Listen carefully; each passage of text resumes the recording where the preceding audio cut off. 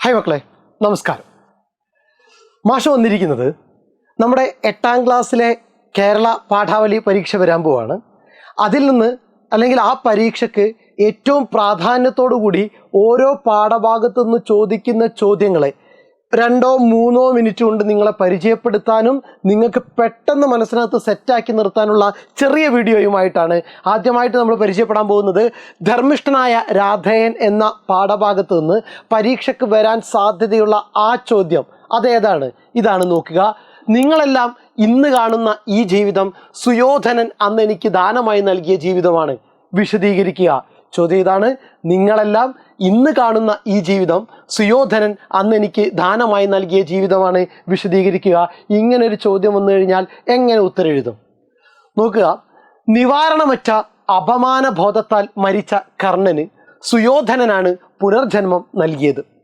പ്രത്യുപകാരം ചിന്തിക്കാതെ സുയോധനൻ കർണനെ രാജാവായി അഭിഷേചിച്ചു. കർണൻ അർത്ഥത്തെ വില വെക്കുന്നവനല്ല. എന്നാൽ അന്ന് ആ രാജ്യദാനത്തിലൂടെ സുയോധനൻ കർണൻ്റെ ആത്മാഭിമാനം തിരിച്ചു നൽകി. ആത്മാഭിമാനവും ആത്മവിശ്വാസവും തിരിച്ചു നൽകുന്നതിലൂടെ കർണൻ്റെ സ്വന്തം ജീവിതം തന്നെയാണ് തിരിച്ചു നൽകിയത്. ഇന്ന് നിങ്ങളെല്ലാം കാണുന്ന ഈ ജീവിതം സുയോധനൻ അന്ന് എനിക്ക് ദാനമായി നൽകിയ ജീവിതമാണെന്ന് കർണൻ പറയുന്നതിൻ്റെ യാഥാർത്ഥ്യം ഇതാണ്. ഓക്കെ, സെറ്റാണോ? ഒന്നുകൂടി കേട്ടെ, ഉറപ്പിച്ചേ.